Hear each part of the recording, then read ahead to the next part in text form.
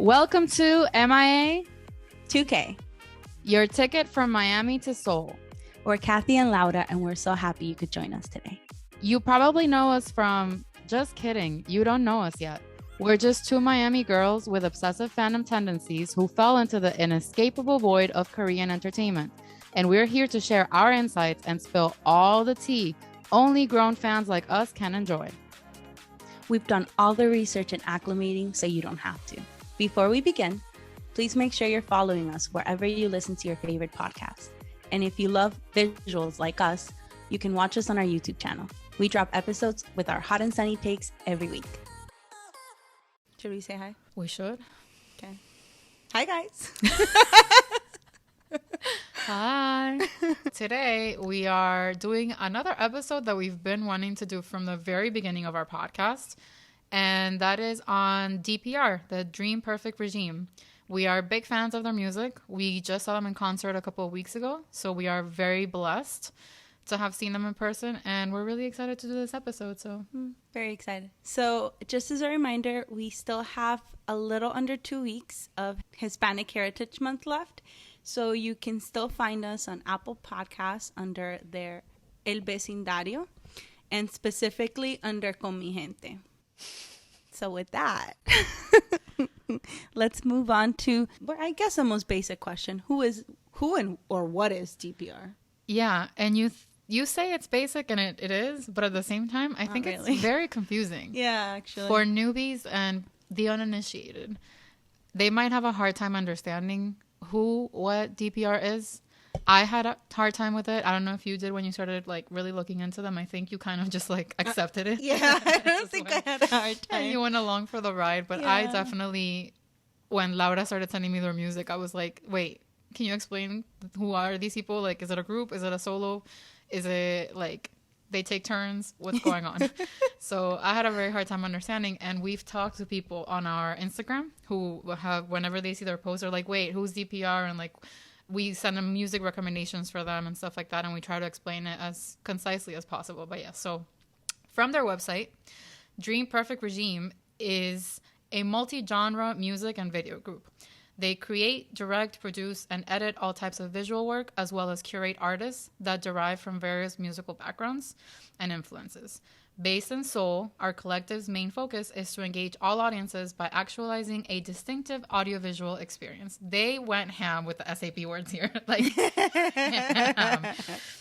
So, yes, in short, it is a collective. It's a small group of people that all wear a lot of hats and do a lot of things within their themselves. Multi-hyphenated to the max. To the max. They're like, oh, you need a truck driver today? I guess I'm doing that. They literally will do anything and everything to make their work come to life. And they're really, really good. Really good. They're really dedicated. Very. And we are big, big fans of them. Very. And here we are to tell you why you should be too. There are 4 members. DPR Ian, real name Christian Yu. DPR Life, Hong Da-bin, probably massacred that, sorry. DPR CREAM, Kim Kyung-mo. DPR REM, Scott Kim. Hearts for all of them. Very talented. So when we started thinking of this episode, which is a long time ago, I try to remember how I got into them, and I can't remember. I think DPR Live just came up in I might have been listening to YouTube, and it just came up as my next, a recommendation. Yeah, I guess after maybe watching something from Higher Music or one of those artists. Probably, that makes sense. And I just kind of fell in love with it, and I had no choice. I just couldn't stop listening. She found them, and then she says that she had no choice. She definitely did. And then she actually took that choice and shoved it up her where the sun don't shine, and then said, Kathy's going to come down this one with me too. So she started sending me their music. Again, I was very confused with who they were and what their musical style was and what the whole collective concept meant or encompassed, I guess is the word I'm looking for. And yeah, I wasn't into the music at first. I was very wrong again. I think this podcast is just an intervention to myself of all the things that I was against or wasn't seeing the charm of, and that took me a really long time to get into. And DPR was one of them. I think Laura sent me Jam and Butterfly many times. Like, many times. It's a good song. And I know it's like, how could you not love that song? Because it's so, like, light and refreshing and easy to listen to. Yeah. But I just didn't get it at first. Like, there's nothing wrong with it. And I guess I was just, I don't know, very enthralled with something else. So I just didn't, K-pop. like, probably. No, I was listening to a lot of higher music too at the time. Yeah, but it's very different. Their sound is exactly. very different. Yeah, their sound really... DPR does have a very specific sound, especially live. I think live style is not something that I'm musically inclined used to. Like, or, it's not really what I tend to vibe towards or gravitate towards. So, I was not... The math wasn't mathing for me to, like, really give it a chance. And then I think it wasn't until... we saw the flyer for Head in the Clouds, and we saw that they were coming, and I forced myself to listen to their music more, and then I was like, oh, I don't hate this. And that's how I kind of, like, went down. But this is where her and I will go into 4%. She immediately gravitated towards DPR Live. I love him. And I immediately fell head over heels for DPR Ian. Like, immediately. And just so you know, we're going to go into a little bit of detail as we go along the episode onto what each of the members do, because they do have different responsibilities, and their roles kind of intertwine, and they're different depending on what the project is. But we will explain what all 4 of them do. So we want to start with DPR Ian. Yeah. From what I understand, he was the mastermind that brought all of them together. It seems so. To start DPR. Yeah. Actually, at first, I thought it was live, and I'll get into why I thought that when we discuss him. But it was DPR Ian. Kathy, take it away. Christian was born in Australia, went to high school and all his, did his life in Australia, and then decided he wanted to try a different thing, and he wanted to do his musical thing. He moved to Seoul. He got discovered in the most random way. I think he said I was, like, leaving a convenience store and got, like, handed a card and showed up the next day, and he didn't even know it was an audition. He had nothing prepared. They asked him if he could sing, if he could dance, and he's like, maybe. And he used, like, another song that someone else that was auditioning had and did some random, like, dance to it. And somehow he still got casted because that's how talented he is. It's not somehow. He's very good looking. I'm just saying somehow in the terms of, like, you go to these auditions, everyone's so prepared, and, like, it's hard to believe how, like, you can just show up and, like, kill it, but he did. His visuals are top. So, like, I get why they would be like, we can work on it. We can work on it. Yeah, they're like, you know what? This guy's gonna be a pull. And they made him the leader of the group that they started. So he was in a group called, it's mostly known as C Clown, but it actually stands for Crown Clown, and I'm sure that was a mouthful for Korean people to pronounce at the time, which is probably why they went with C Clown. And his name, while he was in that group, was Rome, which is derived from his Korean name, which is Barom. Like, I don't know how to pronounce it. Sorry. That group was active from 2012 until 2015. And in 2015, he was like, I'm out. I'm done with this. And that's when he wanted to start DPR. And that's when, at some point, he talks in interviews about he had started to post some content on YouTube. He found DPR's Live's content on YouTube. They started kind of, like, becoming friendly. And then the problem was that his label wasn't letting him off the hook, even though he was trying to get out of his contract. But then at some point in 2015, he was able to finally get out and start the DPR Collective, the Dream Perfect Regime Collective, with Live, CREAM, and REM. What's intriguing to me about his journey is they started the collective in 2015, but Ian didn't actually start dropping his own music until 2020.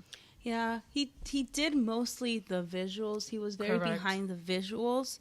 And before he really started dropping his own music, the whole collective was basically focused on DPR's Live's music. Correct. And the supporting of that. Correct. Work. Yeah. Basically. I think it has to do with... I've seen a lot of Christian's content because he dropped the album. He did a lot of interviews recently, so I've seen a lot of those interviews, and I understand that probably because of him being confined to the world of K-pop, it probably took him some time to be able to get out of that system and really, like, find his voice and figure out who he is right now and who he's been. And all those things. So like Laura said, like they focused on Live's push because Live was ready and Ian was ready to support him. Right. So, which is amazing. Again, it's just very surprising that it took him as long as it did for him to start dropping his own music, which is amazing. So with that said, he actually debuted with this song called So Beautiful, which is amazing because like the beats and the vibes and the flows and the cadences and everything about that song is amazing. But what's really amazing, and I'm inserting myself into this one here, he dropped it on October 26th, which is my birthday of 2020. So like it was a gift to me. Thank you. And you're welcome, everybody, for my gift to you on my birthday in 2020. So that's the first song that he started with, which again is a really good vibe. That song is so like dance lounge, but not crazy, and just like something you can hear in the background and like some whistle tones. It's not down at all. It's just a really good song. So again, he dropped So Beautiful as like a solo single in 2020, in October 2020. And then in March of 2021, he dropped officially his first album. Actually, no. His first album is this one that just came out. Yeah. This one was more of an EP, which was the first occurrence of this mythical figure that he created for himself, this persona called Mito, which is MITO, and it stands for Mood Swings in This Order for that first EP. And Mito is, again, this character, this persona, which is like a fallen angel. And there's this whole mythical, beautiful, religious thing that I don't want to explain because I think Christian is the only one that can actually explain his world. So you should watch his interviews. Maybe the one that he did with Zach Sang is a good one to reference. But any interview, he did another written one with Rolling Stone that is also really good. So literally just go watch his explanation of who Mito is and how he created this world.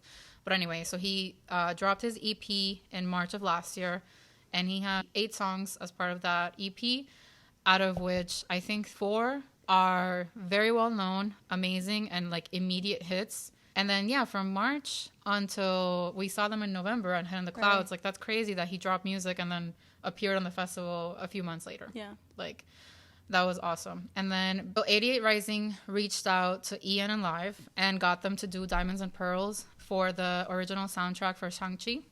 And that was a huge opportunity for them to get a lot of eyes and ears on their music with a freaking Marvel soundtrack movie. Like, that's a big deal. And it's a whole bop. Whole ass bop. The holiest of boppiest. And all in English. Yes. So Ian, that's something I guess we should mention as well. Yeah. Ian's music is mostly in English. English is really his default. So his music is, any English speaker is going to be happy to know that if you get into Ian's music, you're going to basically hear only English unless there's a feature. Right. And that's it. But yeah, he's saying only in English. And then right now on July 29th of this year, he dropped Mood Swings in 2 order. Again, so the first one is Mood Swings in this order. This one's Mood Swings in 2 order, which is his first official album, but it's the second part of his, it looks like it's going to be a trilogy for this Mito character. Every time that I say the EP is Mito 1, and every time that I say the first album or second drop, it's Mito 2. And girl, when I tell you that as soon as he dropped the pre-release single, which was Ballroom Extravaganza, I completely just became enthralled and like hypnotized and loved every second of it. And the whole album is amazing. Like the whole album, I don't want to call it a masterpiece because I don't think I have the musical knowledge to call it a masterpiece, but it's a masterpiece. It's great. This is something important to mention as well about Ian. Ian has been extremely open in his press tour for this album in talking about his bipolar disorder, which he discovered he had back in high school. He goes through these extreme manic episodes in his lows and his highs. And for this album, he kind of learned how to harness his lows to make music, which is not something that he like recommends doing or something that he feels good about, because it's such a, I'm guessing, draining, demanding process for him. And I saw this TikTok that I'm going to link on the description. This guy who also has bipolar disorder. And he said that he first heard the album when he was personally in a manic low like stage, and he just couldn't listen to it. But now that he's in a better place, he listened and he's like, it's a fucking masterpiece. So I think all the songs are amazing. I think it's a no skips album 100%. I actually wrote a detailed review of every single song, which is on our blog, which you can find in the description box. And he did it. Incredible. It's his music isn't always my favorite, but this particular album was amazing. I have some songs that I enjoy more than others, but overall it was a really good album. And when I looked more into just like the album in general, I was kind of surprised. We'll talk about this a little bit later when we get into the other two DPRs. Cream was the one who produced most of the songs for the first EP. And it seems like Cream in general takes on the role of producer for a lot of the songs for the collective in general. And he has his own couple songs that he's dropped himself. But for this one, Rem, who typically is more of like the executive producer, the mastermind, like the behind the scenes dude, was the one that produced Ian's album completely. Like every single song he produced it, except for Ballroom Extravaganza, which he co-produced with Cream. So I just found that really, really interesting. That again, they take on different roles, they wear different hats depending on what's happening. Rem did a really, really, really good job with his production. It's true. Like, and I'm sure Ian did a lot of the work himself, because that's another thing of why they're so talented, why we stand them, why we admire them so much, is because they do everything themselves. Yeah. In Ian's case, he's a visionary and he's much more of a visual person, so he's always worked on the visuals of their work. So, of course, when he did the visuals for this album, just mind blown. Incredible. But, yeah, like, the fact that, obviously, with engineering aside and stuff, they really did this in-house themselves. Yeah. The talent just, like... It really is, like, insane. Yeah. If you think about it. Yeah. So, I mentioned for the first EP that there were 3 to 4 songs that are hits. Those are so beautiful. No Blueberries featuring CL and Live, because of course, Scaredy Cat, and the 4th one is Nerves. Those are the top 4 that like everyone loves. Listen definitely to the album as a whole, to the EP as a whole, because it's great. And then for that first album, aka the second drop, so the top songs for me from MIA2K are Ballroom Extravaganza, fucking hands down. It's a masterpiece. It connects to every, like, I think the first day that it came out, Laura was like, 2005 me would have been head over heels for this shit. Like, it's very 2000 Zemo. 2000 Zemo. In a good way. In a very good way. Yeah. In the best way. I think, and I wrote the blog about MIA2K, I said, all the millennials who grew up listening to emo rock in the 2000s or going to Warped Tour and are enjoying Stranger Things soundtrack, this album is coming for us. Like, all of us. I never went to Warped Tour, but, you know. Ryan likes this album, and he's all of that. There you go. Yeah. Ryan's her husband, if anybody knew I was watching. Yeah. So, yeah, Ballroom Extravaganza, just fucking masterpiece. The second song is Mood, which I think everyone's equally obsessed with. I love that song. It's amazing. It's the bipolar anthem, like, in terms of it talks about all the different moods. Mm-hmm. And how it like, there's this thing called synesthesia that a lot of artists say that they have, which is that they can see color in their music. Yeah. And this song, the way that Ian presented on stage, he used a lot of color and the back, like the behind the scenes, like the lighting. So I can see like his ups and downs in this song. It's chef's kiss of a fucking song. It's good. And then the third song is the one where, like, it depends on the day. So sometimes it's One Shot, sometimes it's Calico, and other times it's Misunderstood. It just depends on the fucking day for me. And the other song that is a huge hit from Ian is Zombie Pop. I think, Laura, that's probably the first song that you liked of his. So, yeah. So that's DPR Ian. We said it at the beginning. Kathy's more towards DPR Ian, and I'm more towards DPR Live. For me, I like Mood for a completely different reason. My top songs in that album are Ribbon, Mood, and Calico. And I like Mood and Ribbon because they're the least, like, they're what I consider the most hype. And that's kind of what I gravitate towards when I listen to music. Yeah. So I didn't really realize all the nuance of the song until... later. Laura just wants to party. And if you're not going to give her a party right off the bat, she's probably not going to look at you at first. She might give you a chance if I really push her to, but even then she ignores me. So just don't. Just if it's not a party, don't ask her for her attention. She's not going to give it to you. So now that I know the little things, it's even more impressive. There we go. So the reason why I like DPR Live's music is because it is more like DPR Ian is not a rapper. He's a singer. Mm-hmm. His music is not even hip hop. It's like it's not. It's R&B. Now it's rock. Yeah, it's synthy. It's trappy. Alternative. It's indie. Alternative. Yeah. Emo. It's a lot of things, but it's not rap. Yeah. DPR Live is a rapper. And that's kind of why I connected with his music. So DPR Live was born in South Korea, but his family moved to Guam when he was little, and he lived a lot of his time there. And that's why he speaks English pretty much perfectly. Mm-hmm. He went back to Korea to like complete his higher education, and he wanted to study like psychology and philosophy, but like once he enlisted, because thank God he enlisted. Laura is currently traumatized with 3 of her biases serving their time, and she is not okay. So she's thankful that she doesn't have to go through this with another one. So it wasn't until he enlisted that he changed his point of view to like gravitates towards music. From what I understand, even though he joined DPR in 2015, he didn't really debut until 2017. He's worked with a lot of the bigger South Korean rappers. I think he is one of South Korea's biggest rappers, to be honest.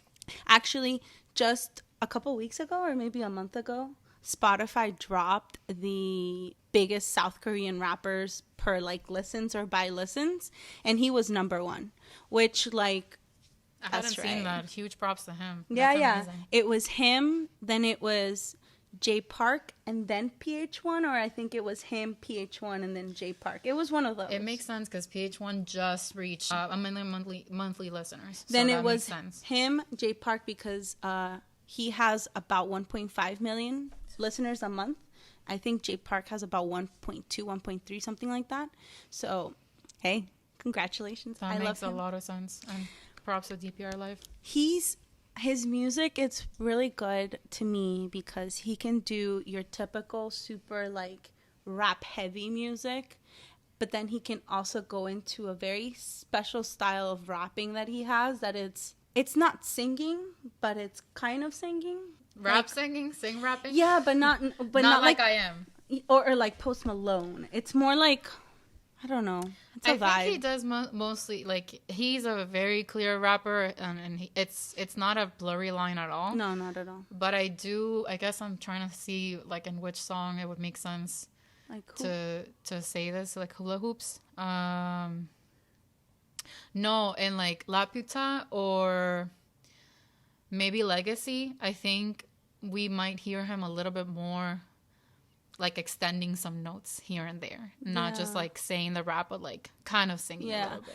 But it's a very different, like it's a very chill type of rap, very chill type of music where like you vibe to it. At first, I thought that he was like the leader or like the only person behind the collective, because like we mentioned before, he was the only one that was putting out music. Yeah. But it's not. It was just he knew who he was. We really switched roles here. Yeah. You went for the rapper. I went for the leader. What a concept. It's because of the music. Ian's not the leader. Ian would never say he's the leader. We're just kidding. Yeah, but it's just because of the music, really. Yeah, totally. He has a lot of notable songs. He does. A lot of them. Yeah. Some of them that come up to like my head right now. Martini Blue, La Puta.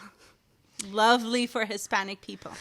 It doesn't actually mean like the bad word. Yeah. It's based on the book. Yeah. The Adventures of the Island in the Sky. He's basically comparing the woman, his love interest, as like that island in the sky kind of thing. Text Me and Hula Hoops, which is recently. Oh, and Jammin' Butterfly is another really good one. Yeah, that's a great one. So when we went to Head in the Clouds the first time, which he was one of the reasons why we went to. He was the main reason why we went, and why Laura was super excited to go. Again, I really didn't know about their music like that until after I started listening and forced myself to, because I wanted to be in the know, and I'm very thankful that I did. But when we went and he sang Kiss Me, Laura wasn't about that line of like, take your fucking makeup off right now. I still hate it. I love it. And I was trying to explain to her, like, it's not that he's commanding her. It's like the natural you is enough. And I love that. He could have said it differently. But it's a song. So anyway, I think he has a lot of really like good lines. They all have really good lines in their song. The DPR We Gang Gang, the sheer genius of that song is like, it's so good. It's so good. Like anytime that I think for the rest of their lives that they have a DPR concert, they have to play with that song. Like they have to play that, especially at the end. Yeah. Because it's just DPR We Gang Gang. And Laura's husband, who again is not really into this world, but he comes along and like puts up with a lot of our bullshit because, you know, makes her happy, so it's worth it. He's DPR We Gang Gang. Like we're all DPR. It got him. It got him. It was great. Funny little story. At Head in the Clouds last year, he went to like the restroom. And he's just there washing his hands, and a guy comes in screaming, DPR We Gang Gang. And everybody in the stalls just started singing it with him. I can just imagine a bunch of guys holding their things over urinals going DPR We Gang Gang. He thought it was And if so that's funny. Not DPR We Gang Gang, I don't know what is. What is? I don't know what is. He has a freestyle that he participated. That's like when he blew up. That's like what got him the street cred that he has. He participated with CK, Punchnello, and a couple of other artists. Bro, if you haven't listened to it, it's good. Freestyle, look it up. So good. EUNG. It's so good. It's lit.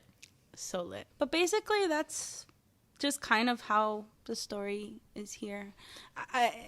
You can tell our very 4% how we talked about each artist differently. Yeah. Like, you went deep. I was doing research for the blog for the album. I've been sitting with Christian's album for 2 months now. So it's, and I've seen a lot of press. The one thing that I'll never forget was that, I don't know if it was Vogue or which video that Live did when he was like talking about his health habits. Oh my God. That is probably my favorite like expose yourself type of content. Cute. So you know how like they have these things of like what's in your bag for like a lot of these artists. So I never expected a rapper from South Korea to be so health conscious. Like I get it, yes, like you know, an artist, but like this man, the efforts that he goes to keep his body in alkaline mode, I guess that's what you say, like to be. I remember hearing a lot about this when COVID first hit because people were just talking about all the natural ways in which you could help and boost your immune system. Basically, if you eat a lot of sugar and a lot of carbs and a lot of all the things that people say is not healthy, your body is just more prone to disease and to not be able to help itself when there's like a virus around or whatever. But when you eat more greens and when you just take care of your body and boost it and whatever, your body is more in like alkaline mode, which is apparently, supposedly, holistically makes it able to just fight off things more. And this man, DPR Live, fully like has these test strips that he tests his pee every morning to see which level of alkaline he is, like the pH balance of his body and everything. I'm just like, I was shook. I'm still shook. It was great. I love him so much. Yeah. He's just great. Like, I don't know what else to say. Like, I watched so much of his content. I've listened to so many songs. I've watched probably every single music video he's put out there. And it's a whole vibe. His music, it's a good time. He really knows his shit. He knows the style, and you can recognize it when you hear him. and he's just a good time. His music is in Korean, but he also has a lot of English in it. Yeah. For example, Text Me. I know it's a Korean song, but to me, in my head, for some reason, it's an English song. Like, he uses enough English where you don't feel like you're not understanding. Correct. And I'm not a person to really care what they're saying most of the time, to be honest. I'm just here for listening and having a good time. And he gives me that and more. Yeah. And one more thing, there's two like phrases or tags, I guess they call them, that he uses that popularized him and that he popularized and that are associated with him forever, which are Coming to You Live and I Cool, which is the name of his first whatever album. I think it's the second one, because I think Coming to You Live was the first one. Yes. And I Cool is the second one. So, and Laura has a shirt that she made with that art on it. And it's really cool. It has like the magazine anonymous letter cutout thing situation. So I think that's actually one of my favorite cover arts that I've seen for an album in the recent time, to be honest. If you want to start somewhere, I think his last drop, I Cool, is a really good place to start. I love every single song in it. It is just really good. It's a good time. And he also has good features. Yes. Moving on to the members that don't show a lot of face but are just as important. They're more in the behind scenes, probably by choice, because that's where they like to be. And that's DPR CREAM and DPR REM. He's a producer, singer, and rapper. He's listed as the primary artist, producer, and composer for Ian and Live's album. He plays multiple instruments: the bass, drums, guitar, piano, and the synth. He debuted with his own single, the Voyager 737.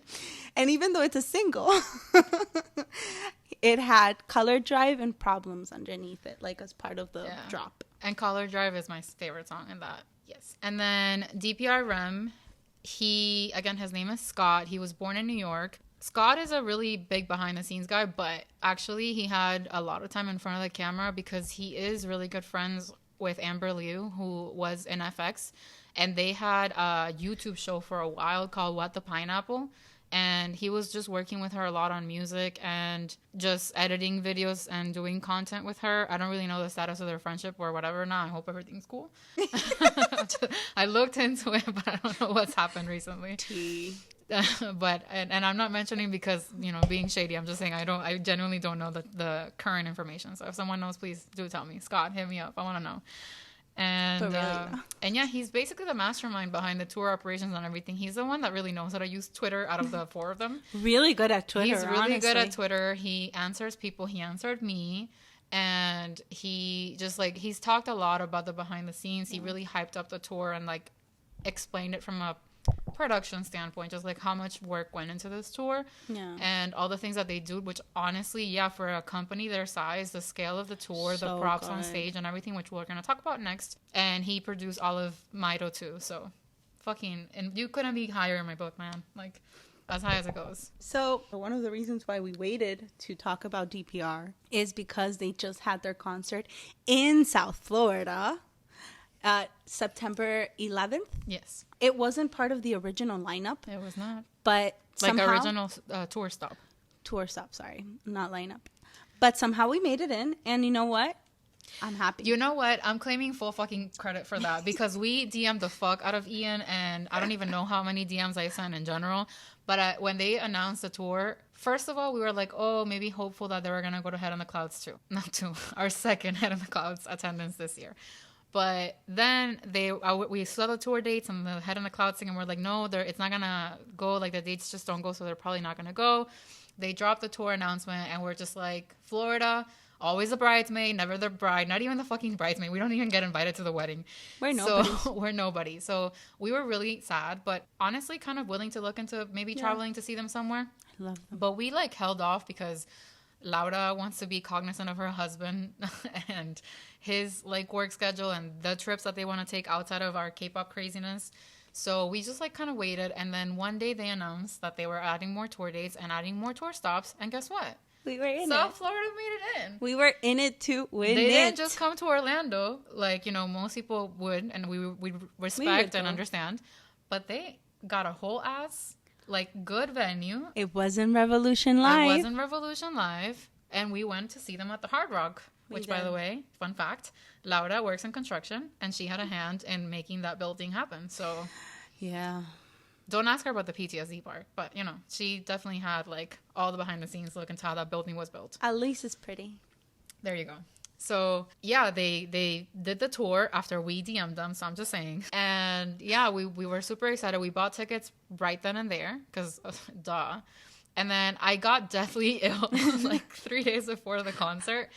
I made very sure, I want to say before I, like, mention anything else, that it wasn't COVID and that I wasn't contagious. Like, my body is just constantly trying to unalive itself. And I get sick a lot. And when people get sick and I know someone's sick, I get sick. It's not even because I'm close to them. I just mentally, physically, my body's not alkaline like lives. So I got really, really sick. It wasn't contagious. It wasn't COVID. I wasn't the one that gave them COVID when they came on the tour stop here. But again, I was very sick. But because we'd had the tickets for months and because I love them and because Ian has been the soundtrack to my life this summer, I couldn't not go. So I promised myself and my parents that I would show up and be like the goodest girl and like sit down. I know goodest is not a word. I would sit down the whole time. I would not sing. I would not scream. I did not do anything. I was like, I'm going to do the same thing that I would do at home, which is just sit there and like be on my phone. And that's what I did. She did. I wore a mask, 2 masks actually. I wore like the most covered up sweater getup you can imagine. And I just sat there and I filmed the entire concert. And so I could see them live. But trust me, it hurt me in my heart that I couldn't like scream along to Ballroom Extravaganza because that's what I do in my car every fucking day. With that said, here's a little bit more of an inside look into the tour, the Regime tour that we were so blessed to be able to attend in our hometown without having to travel. Thank you, Ian. Thank you, Live. Thank you, REM. Thank you, CREAM. Thank you.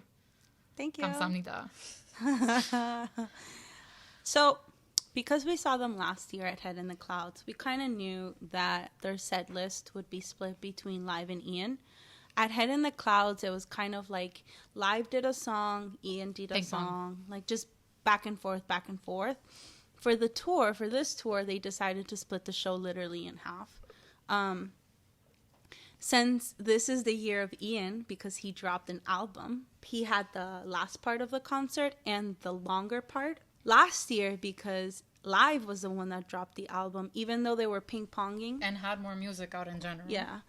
So even though they were ping-ponging, he would get 2 songs and then Ian would get 1 kind of thing. So basically, it was a split. Live started first. Actually, we had a little bit of an opening from CREAM, who like DJ'd a little bit. It was great. It was adorable. And did it actually start exactly on time? Bruh. Okay, listen, Linda, listen. I know that, like, now we're getting used to shows starting on time when it comes to South Korean artists, but, like, it was 6:57. The show was supposed to start at 7. They turned off the lights and the music started at 6:57. 3 minutes before showtime. Yeah. That is some next level thing of, like, you know, the mood music just to set the ambiance for, like, things to get started 3 minutes before. Then CREAM came on stage and I was like, holy shit, like, this was timed accurately, like Michael Phelps and the Olympics, like, clocks that, like, make sure that, you know, by thousandths of a second, they got these clocks. DPR got these clocks. It was incredible. Yeah, I couldn't believe it. So the first half was Live. I was living my best fucking life, let me tell you. I love seeing him perform. So they have a very extensive and elaborate setup for being such a small company, but they're in this stage by themselves the whole time. There are no dancers, there are no nothing. With Ian's music, I don't know if there could be. There could be dancers. There was some, but like behind curtains and showing like hands and stuff like that. It wasn't like a choreographed thing that you could see all the dancers on stage. Like there's people behind the scenes that you see, and like some of them are dressed all in black because they're blending into the background while they're carrying things, so it looks like it's in space or in darkness. But yeah, it's not the typical backup dancer thing that you see. No. Live's music is good for backup dancers. Like, it is. I'd have put 1 or 2, I guess. but the way he doesn't need them is incredible to me. He is in this big ass stage, filling it the whole up with all of his songs and just his like stage presence. We had seats, so we were close, but we were a little bit behind general admission, and we were towards the side. And Kathy recently sent me a TikTok of a person that was actually really like in the front of the stage, and they were doing a video and live came over. The way I got nervous, and it was just a video. Girl. It was just a video. Girl. His stage persona and his swag is like ridiculous. Like, and the more that they're touring, like the more cities that they go to, the better it gets. Right, because they're more confident. Yes, like they're just earning, like they're adding points into their brain into like their hot shit. Like they're realizing how much hot shit they are. And it's just so delicious to witness. I don't know if live is considered a visual as much as Ian is, but to me he is. To me he is. Fuck the haters. That man is hot. Ugh. That man is hot. So he filled the whole stage with his music, and it was super lit, and like I was having a great time. Ryan didn't know what to do. Ryan was getting her drinks. Was just vibing. I was just sitting recording everything like a chaperone mom that was not interested in being there, but I was. Because I knew that this was my time. Because once Ian started, as much as I like his music, it wasn't the same vibe. So I knew that Brian wasn't going to be by himself for the whole concert. It was just while Live was performing, because DPR Weekend Gang, man. DPR Weekend Gang. That's it. That's it. Overall, the first half of the concert, he had some props, but it wasn't too many. No, he had like the astronaut and then the chair and the inflatable donuts. Yeah, but it wasn't too much. No, it's not like the typical thing that you see them relying on the props. Right. The props are just there to help us all kind of feel like we're part of the music video, but it's not at all something that he could have done the same thing with all of that. Right. But overall, the production really went into Ian's later, like, other half of the concert. Yeah. He had a lot of... It really, like I mentioned just 30 seconds ago, it felt like we were in the music video. Yeah. It felt like we were witnessing the recording of the music video. He took us into his universe with him. For example, the opening song of his album, and I think his set was Seraph, which is about his angel falling from the sky, and like the song goes into him saying, "Set my wings on fire," and these wings appeared on stage, and like I had seen it on Twitter from before, because when we were the third concert stop, so we already had like some idea of what was gonna happen, but just seeing it in person, like it was next level. And then another song, this gigantic hand came from behind the stage and like took him and like, you know, pulled him in. There was, I think, Moods, which was like all this color with the lights. Like I think every single song had a different color scheme attached to it.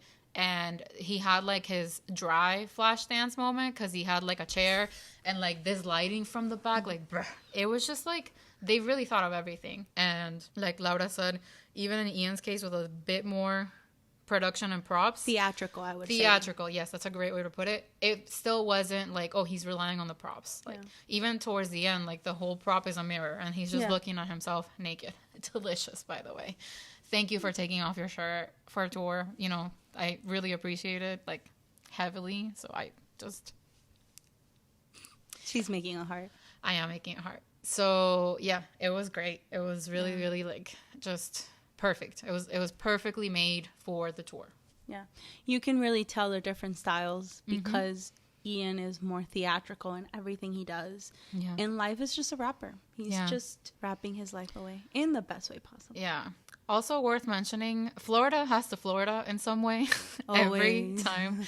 Like, there's no way that there's not going to be some Florida man, Florida woman moment at any concert or whatever. And in this case, in our concert, the Florida man-woman situation was we had 3 different people faint at 3 different parts of Ian's set. And he had to stop his song, wait for the person to be carried out of the crowd from the general admission pit, and then he could continue. And I feel so bad. I think we all did. Yeah. For Ian, especially knowing he's such a sensitive person, and to mood changes. Like I can only imagine how he was dealing in his head with that situation, because he has introductions to his songs that are basically like his intrusive thoughts talking to him or his personas talking to him. Yeah. So he has a dialogue that introduces the song.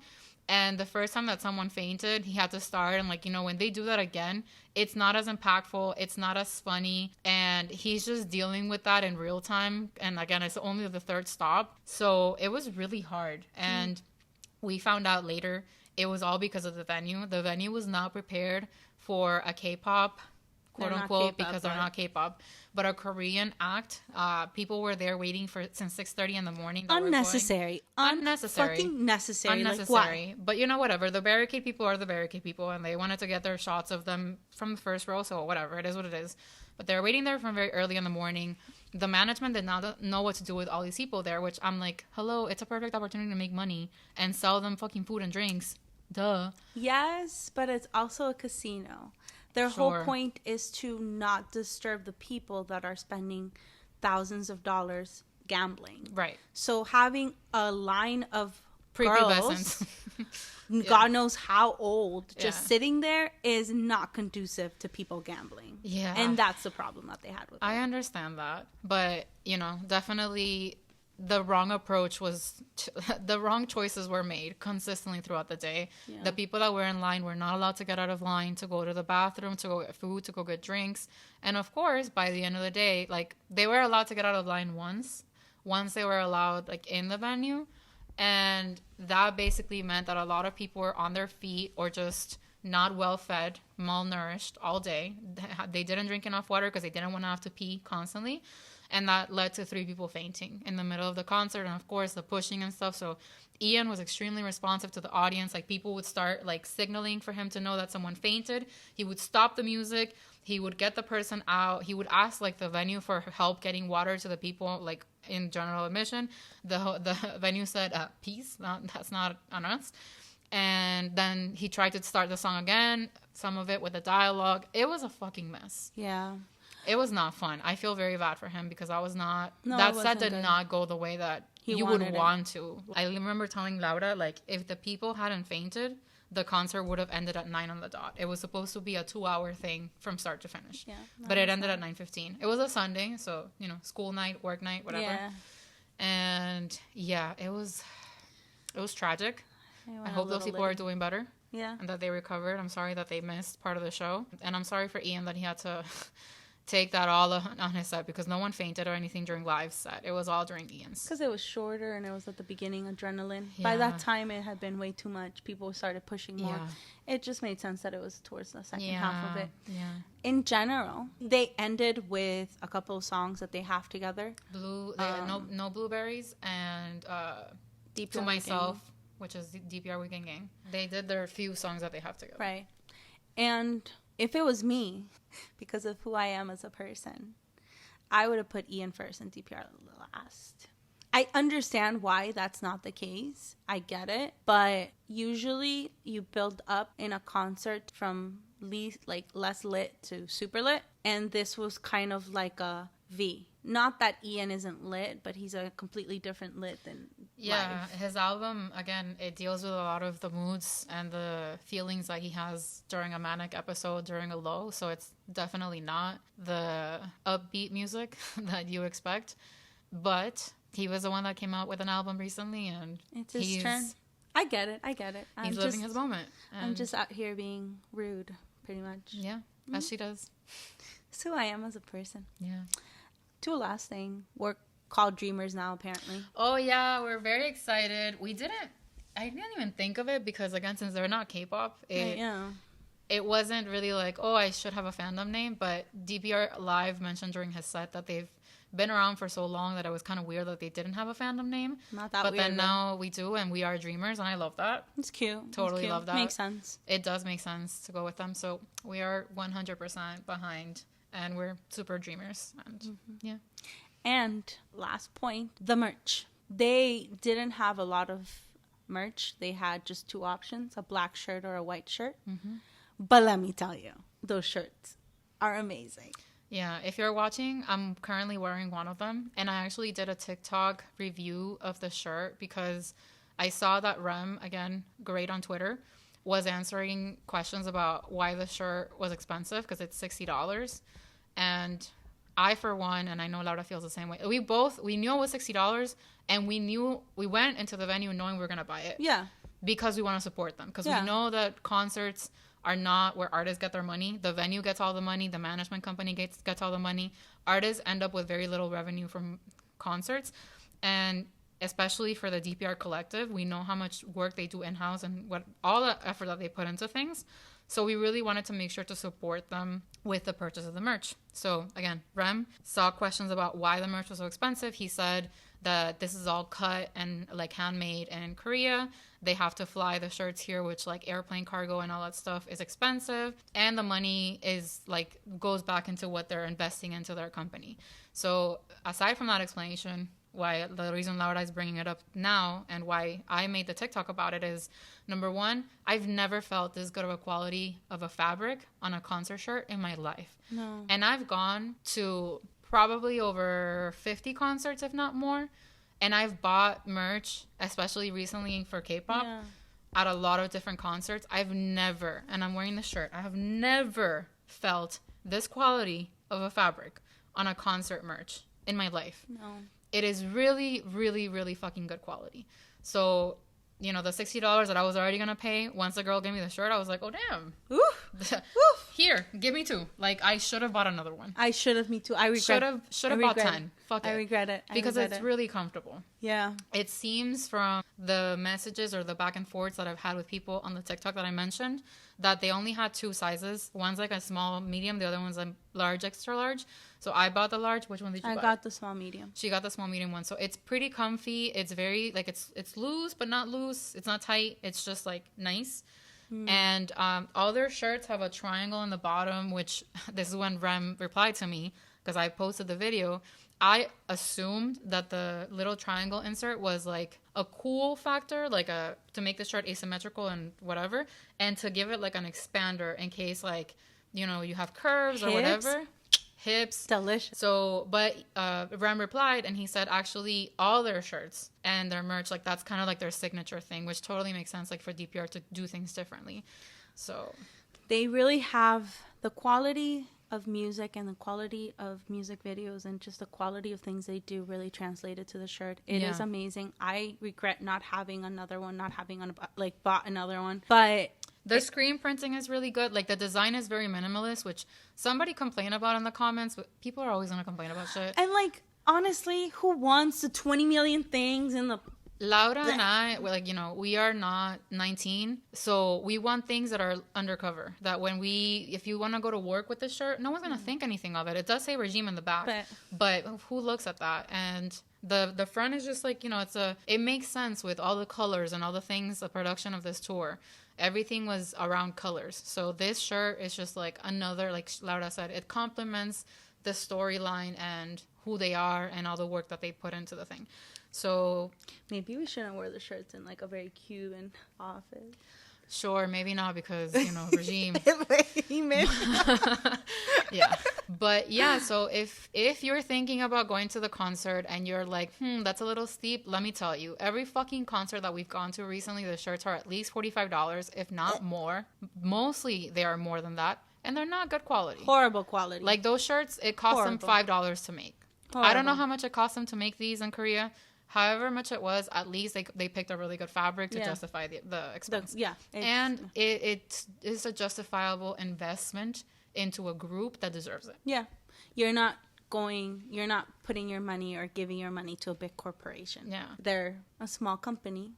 Hopefully not for long, but for right now, they're a small company doing the most. And this is what's going to help them do more. And if they have shirts left over, I believe they said that they were going to post them on their website, but they're not available online right now. So if you don't get it at the concert, you're shit out of luck.